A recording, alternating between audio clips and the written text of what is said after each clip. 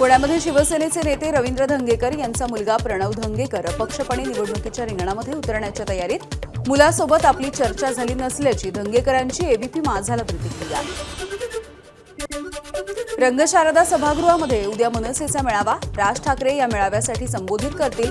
मुंबईमधील सर्व पुरुष आणि महिला पदाधिकाऱ्यांना उपस्थित राहण्याचे आदेश। रामदास आठवलेंचा मुंबई मनपा निवडणुकीच्या संदर्भात इशारा। आता केवळ चर्चा नाही, महत्त्वाचे निर्णय घेण्याची वेळ आली आहे। सध्याची राजकीय स्थिती बघता निर्णायक भूमिका मांडणार, रामदास आठवले यांची पोस्ट। शिवसेनेच्या विजय निर्धार सभेमधून एकनाथ शिंदे यांची जोरदार फटकेबाजी। कल्याण डोंबिवली महानगरपालिका निवडणुकीमध्ये ब्रँडवाल्यांचा बँड वाजवा। उपमुख्यमंत्री एकनाथ शिंदे यांची नाव न घेता ठाकरे बंधूंवरती टीका। नाशिकमध्ये महायुतीच्या चर्चांना भाजपकडून ब्रेक लावण्यात आलाय। नाशिकमध्ये शिवसेनेची सर्व जागांवरती तयारी झालेली असून अजित पवार यांची राष्ट्रवादी आणि शिवसेना एकत्रितपणे निवडणूक लढवणार आहे। शिवसेनेचे उपनेते अजय बोरस्ते यांची माहिती।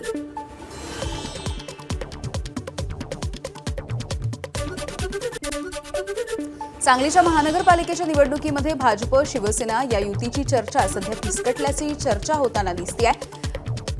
भाजपची कोअर टीम आज मुख्यमंत्र्यांची भेट घेणार आहे आणि यानंतर भाजपची अंतिम यादी जाहीर देखील होण्याची शक्यता आहे। चंद्रपूर महानगरपालिकेसाठी ठाकरेंची शिवसेना आणि वंचित बहुजन आघाडीची युतीची घोषणा। दोन्ही पक्ष समसमान 33-33 उमेदवार उभे करतील। काँग्रेसकडून सन्मानजनक जागा न मिळाल्यामुळे युती करत असल्याचं दोन्ही पक्षांचं मत आहे। धुळे महानगरपालिकेच्या 19 प्रभागांमधल्या 74 जागांसाठी आघाडीकडून जागांचं वाटप करण्यात आलंय। काँग्रेसच्या वाटेला 30, ठाकरेंच्या शिवसेनेला 26, शरद पवार यांच्या राष्ट्रवादीला 14, मनसेला 4 अशा एकूण 74 जागांचं वाटप झालंय।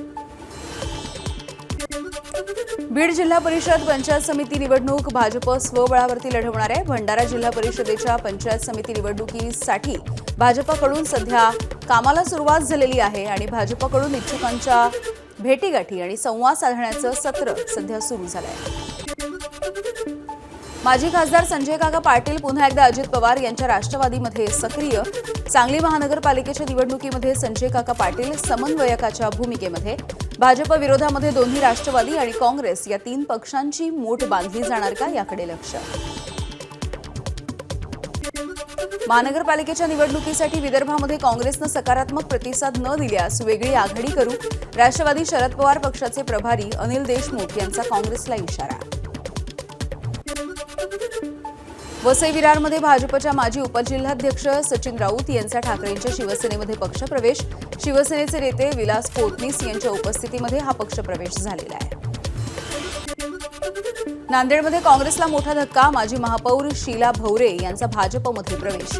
अशोक चव्हाण यांच्या उपस्थितीमध्ये पक्षप्रवेश पार पडला।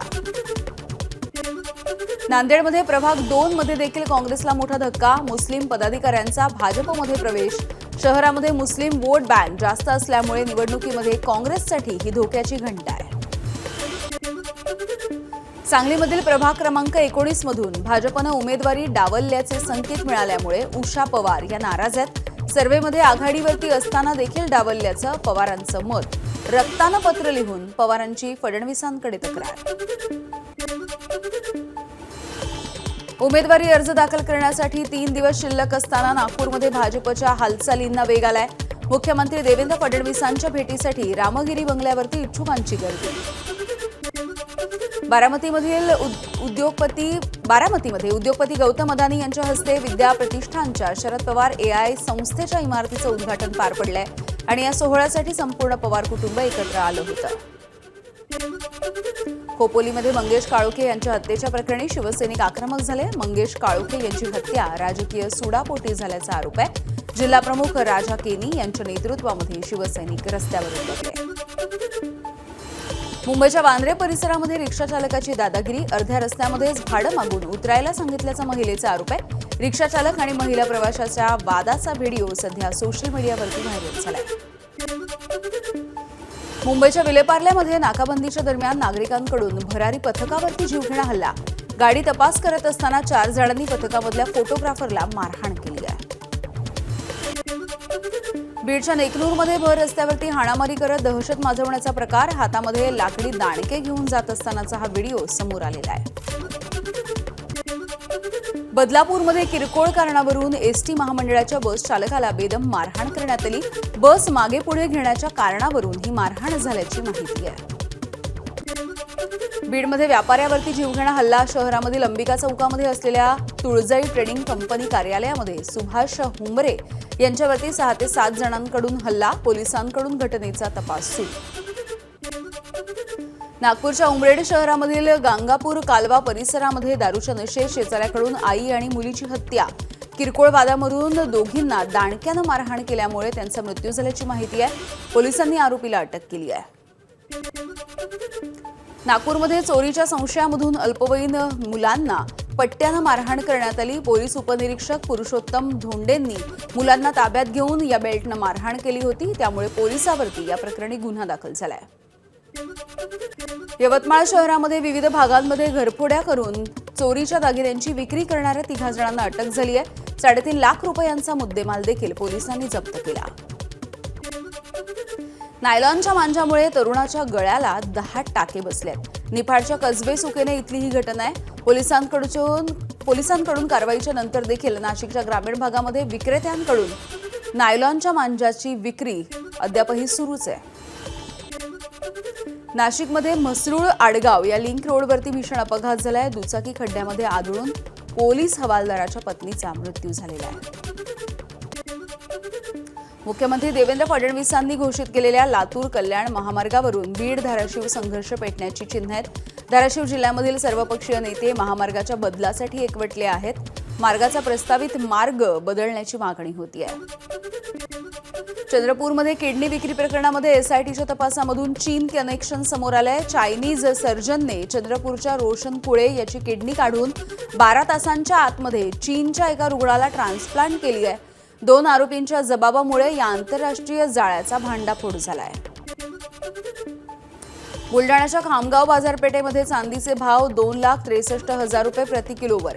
वर्षभरामध्ये चांदीच्या भावामध्ये 1,70,000ची वाढ झाली आहे. आजवरचा सर्वात उच्चांकी दर असल्याची व्यापाऱ्यांची माहिती.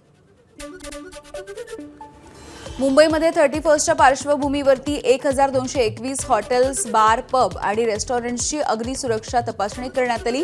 अग्निसुरक्षेच्या परीक्षेमध्ये 80 आस्थापनं ही नापास ठरली आहेत. 59 ठिकाणी थेट कारवाई, तर काही जणांना पालिकेची नोटीस. चंद्रपूरमध्ये एकाच दिवशी वाघाच्या हल्ल्यामध्ये 2 वेगवेगळ्या ठिकाणी बांबू कटाई करणाऱ्या 2 मजुरांचा मृत्यू झालाय. तर जिल्ह्यामध्ये आतापर्यंत 47 जणांचा वन्यजीवांच्या हल्ल्यामध्ये मृत्यू झालाय. मांढरादेवीच्या यात्रेला 2 जानेवारीपासून सुरुवात होतीये. गर्दी नियंत्रणासाठी चोख नियोजन. मंदिर ट्रस्टी आणि गावकऱ्यांच्या वतीनं यात्रेची संपूर्ण तयारी पूर्ण झाली. देवीच्या दर्शनासाठी बॅरिगेड्स उभारण्यात आले असून दर्शन रांगा, वाहतूक आणि सुरक्षेचं व्यवस्थापन. अहिल्यानगरच्या मोहटादेवी गडावरती शाकंभरी नवरात्र महोत्सवाला सुरुवात झाली आहे. शाकंभरी नवरात्र महोत्सवाच्या निमित्ताने मोहटादेवी गडावरती वेगवेगळ्या धार्मिक कार्यक्रमांचं आयोजन. नाताळच्या सुट्ट्यांमुळे अहिल्यानगरच्या घृष्णेश्वर मंदिरामध्ये प्रचंड गर्दी. मंदिर प्रशासनाने गाभाऱ्यामधलं दर्शन बंद केलंय. गाभाऱ्यामध्ये गर्दी वाढून कोणीही गुदमरू नये, तसंच कुठलाही अनुचित प्रकार घडू नये यासाठी प्रशासनाचा निर्णय. भंडाऱ्यामध्ये कृषी विभागाच्या पुढाकारामधून 5 दिवसीय सूरगंगा तांदूळ महोत्सवाचे आयोजन. 5 दिवसीय तांदूळ महोत्सवामधून 15 लाखांच्या तांदळाची विक्री. शेतीमालाला योग्य बाजारपेठ उपलब्ध करून देण्याचा प्रयत्न. नांदेडच्या मुदखेड तालुक्यामधील बारड रोडवरच्या निवघा पाटीजवळ बिबट्या आढळल्याचा स्थानिकांचा दावा आहे. व्हिडिओ व्हायरल झाल्यामुळे वनविभागाने दखल घेण्याची नागरिकांची मागणी.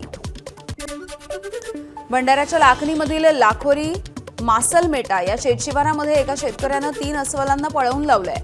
शेतकऱ्याच्या धाडसाचा हा व्हिडिओ सध्या सोशल मीडियावरती व्हायरल झालाय. डोंबिवली शहराचा पाणी पुरवठा मंगळवारी 12 तास बंद राहील. खंबाळपाडा भागामधील जलकुंभाच्या गळती दुरुस्त करण्यासाठी शहराचा पाणी पुरवठा बंद राहणार आहे. सलगच्या सुट्ट्यांमुळे पर्यटकांनी कोकणाला पसंती दिली आहे. कोकणामध्ये आलेल्या पर्यटकांना पोपटी पार्टीची भुरळ पडली आहे. पर्यटक या पोपटी पार्टीचा आनंद घेत. अरवली पर्वतरांगांच्या प्रकरणाची सर्वोच्च न्यायालयानं दखल घेतली आहे. उद्या 3 न्यायाधीशांच्या खंडपीठासमोर पुन्हा एकदा सुनावणी होईल.